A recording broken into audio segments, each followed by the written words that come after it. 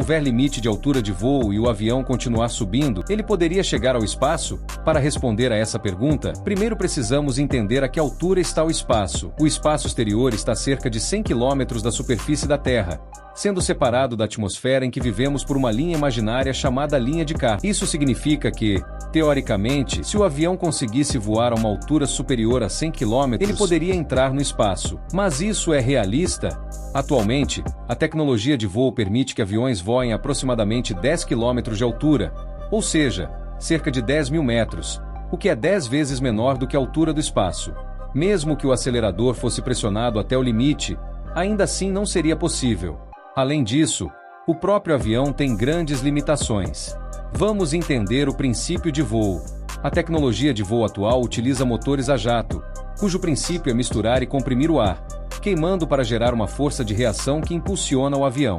Se a altura de voo aumentar e chegar a uma área com ar mais rarefeito, o motor terá mais dificuldade para captar ar, resultando em menor empuxo.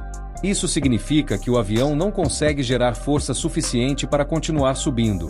Além disso, a velocidade do avião também não seria suficiente para ultrapassar essa barreira. Portanto, mesmo que um avião tivesse 8 aceleradores, ele não conseguiria entrar no espaço, a menos que fosse equipado com um motor de foguete.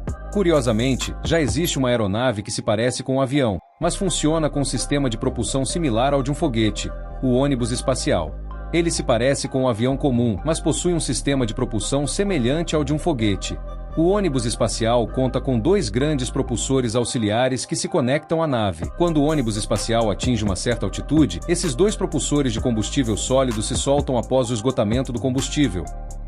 E um grande tanque de combustível continua a impulsionar a nave até que ela atinja a órbita, momento em que esse tanque também se desprende.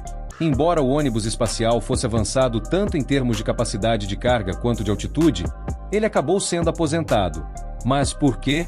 Certamente, por causa de alguns problemas graves. Primeiro, a questão da segurança. Até 2023, dos 5 ônibus espaciais, 2 sofreram acidentes fatais, resultando na morte de 14 astronautas. Outro problema é o tecnológico. O ônibus espacial era composto de 2,5 milhões de peças, exigindo muitos recursos tanto para fabricação quanto para manutenção. Por último, o custo. O desenvolvimento e a fabricação do ônibus espacial eram extremamente caros. Inicialmente, os Estados Unidos estimavam que o custo por lançamento seria de 54 milhões de dólares. Mas, na prática, dados da NASA indicam que, até 2010, o custo médio de um lançamento era de 775 milhões de dólares. Todo o programa do ônibus espacial custou cerca de 11,37 bilhões de dólares, muito mais do que o previsto inicialmente.